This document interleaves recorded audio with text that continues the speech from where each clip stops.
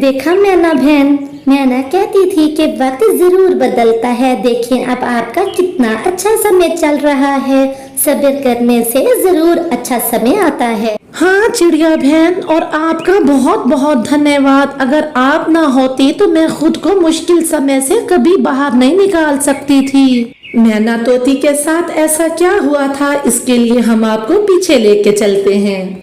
मैना तोती ज्यादातर समय अपने घोंसले में ही रहती थी, क्योंकि उसने घोंसले में 2 प्यारे से अंडे दे रखे थे। मिट्ठू तोता मुंह अंधेरे ही भोजन लाने के लिए निकल जाता है। ये उसकी रोज की रूटीन थी। वो सुबह सुबह ही भोजन लाने के लिए निकल पड़ता और मैना तोती पीछे बैठी अपने अंडों से ढेरों बातें करती और उनसे प्यार करती थी।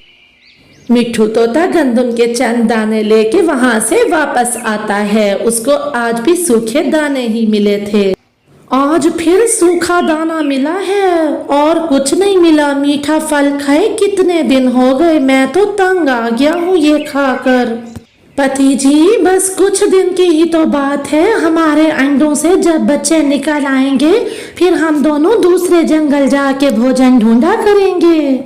मीठा मीठा अमरूद खाए या लाल मिर्ची खाए कितने दिन हो गए हैं। मुझसे तो ये सूखा दाना अब खाया ही नहीं जाता। बहुत मुश्किल समय चल रहा है। पति जी, माँ को और पिता को ये सब कुछ तो अपने बच्चों के लिए बर्दाश्त करना ही होता है। बस कुछ दिन की बात है, फिर हम दोनों मिलके भोजन ढूंढने जाएंगे।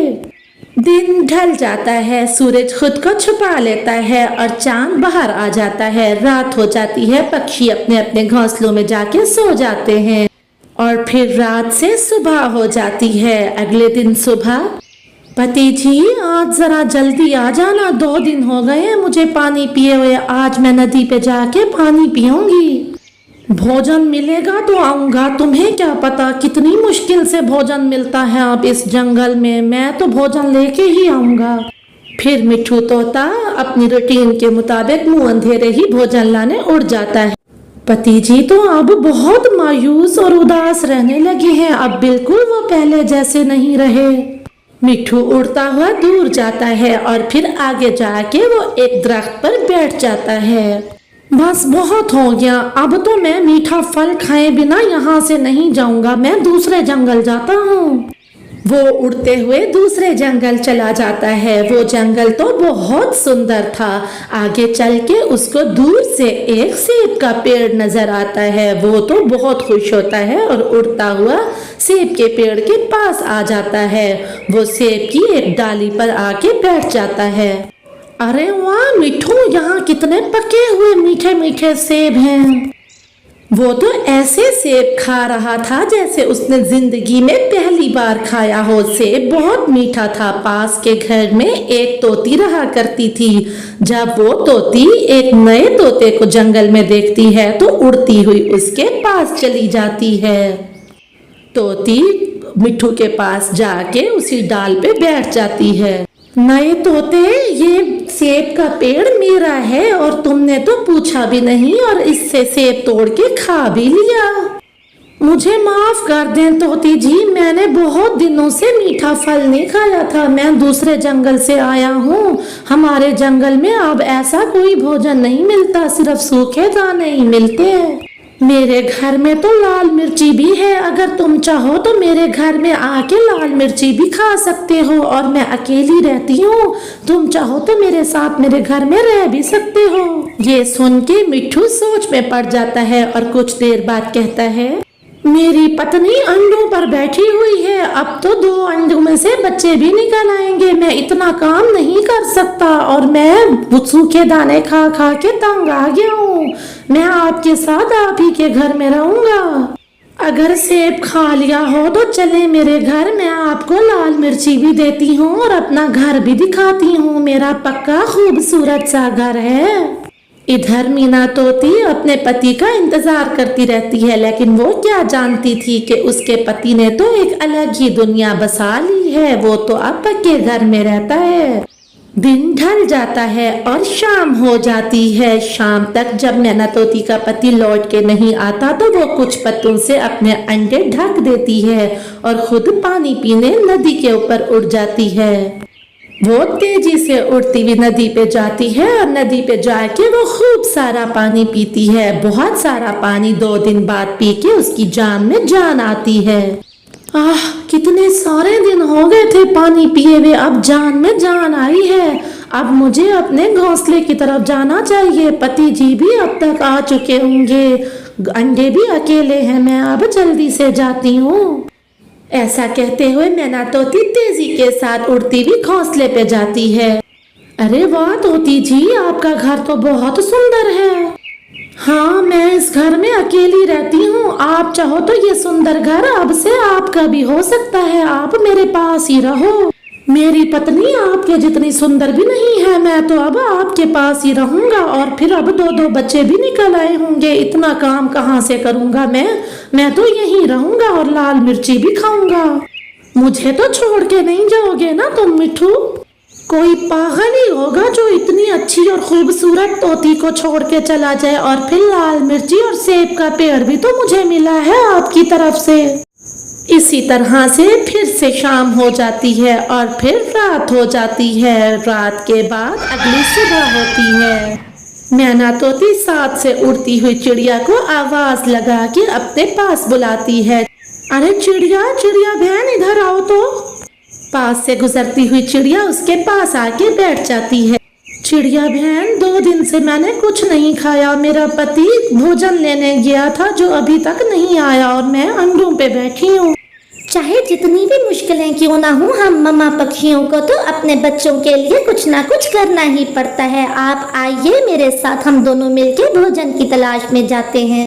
और फिर चिड़िया उसे अपने साथ भोजन लाने ले जाती है। इसी तरह से दिन ढल जाता है और कुछ दिन बीत जाते हैं और फिर एक दिन अंडों में से 2 प्यारे प्यारे से बच्चे निकलते हैं। माँ, हमारे बाबा कहाँ हैं? क्या पापा ने हमारे आने की खुशी में कोई मीठा फल नहीं लेके रखा हुआ था यहाँ? बेटा, मैं ही तुम्हारी मम्मा हूँ और मैं ही तुम्हारी पापा हूँ। ये मैंने तुम्हारे लिए मीठा मीठा अमरूद छुपा के रखा था। तुम दोनों की आने की खुशी में तुम इसे खा लो।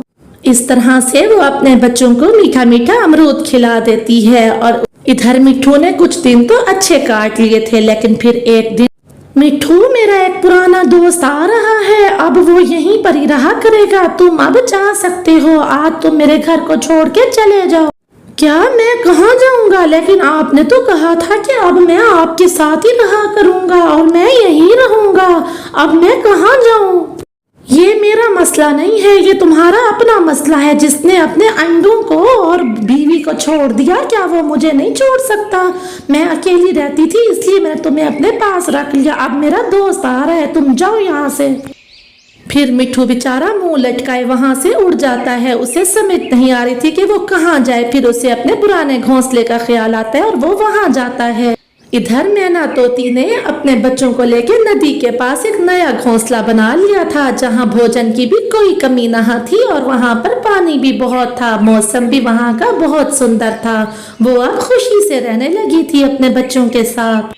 मिठू अपने घोंसले में आके खाली घोंसले को देख के बहुत रोता है, लेकिन अब क्या हो सकता था? अब तो कोई पक्षी उसे चुप कराने के लिए भी उसके पास नहीं आता। प्यारे दोस्तों, मुश्किल समय सबके लिए होता है, लेकिन अगर हम सब्र से वक्त गुजारेंगे तो वक्त गुजर ही जाता है। अरे कुक्कू बेटा, अब बस भी कर दो। कितनी देर से तुम बारिश को देख रहे हो? माँ, असल में तो ये बारिश मुझे किसी बात की याद दिला रही है। आपको याद है कि जब पापा जिंदा हुआ करते थे, जब भी बारिश होती थी पापा हमारे लिए पकोड़े लाया करते थे। मैं इस दरवाजे में इसलिए देख रहा हूँ, मुझे यूँ लगता है कि यहाँ से पापा आएंगे और पापा के हाथ में हमारे लिए पकोड़े होंगे। हाँ कुकू बेटा, मुझे सब याद है। आप दुखी मत हो, मैं अभी जिंदा हूँ। आपकी मम्मा अभी जिंदा है। आपको पकोड़े खाने का मन हो रहा है? मैं अभी जाती हूँ और आपके लिए पकोड़े लेके आती हूँ। माँ, कितना अच्छा वक्त हुआ करता था। पापा हमसे कितना प्यार किया करते थे और वो हमारा कितना ख्याल रखते थे, है ना माँ? आपको याद है? आपके पापा होते थे तो वो हमारा बहुत ध्यान रखते थे, लेकिन अब आपके पापा ने सारी जिम्मेदारी मुझे दी है। आपके पापा इस दुनिया में नहीं रहे तो क्या हुआ? मम्मा तो है ना। मेरे बच्चे कुकू, कभी भी दुखी मत होना, मम्मा आपके साथ है। इस बात को हमेशा याद रखना कि पापा नहीं है लेकिन मम्मा आपके साथ है। अब आप यहाँ रुको और मैं आपके लिए कहीं से पकोड़े लाती हूँ। बहुत ही ज्यादा दुखी मन के साथ, रोती हुई आंखों के साथ पारो चिड़िया अपने बेटे के लिए पकोड़े लाने के लिए उड़ जाती है। सारे गम अपने दिल में लिए एक मम्मा पक्षी अपने बच्चे की हर इच्छा पूरी करती है। वहीं दूसरी तरफ एक बूढ़ी कवि बारिश में भीग रही होती है। तिनकों के घोंसले में वो खुले आसमान तले बैठ के भीग रही होती है। अरे ये बारिश तो बहुत तेज है, मेरी बूढ़ी हड्डियां इतनी ठंड बर्दाश्त नहीं कर सकती, कोई बचाओ मुझे। ऐसे ही मदद की दुहाइयां देते हुए वो बूढ़ी कवि, बेआसरा कवि बेहोश हो जाती है। पारो जो पकोड़े लेने के लिए जा रही होती है, उसकी नजर उस बूढ़ी कवि पर पड़ती है तो वो फौरन ही उड़ते हुए उस कवि के पास आ जाती है।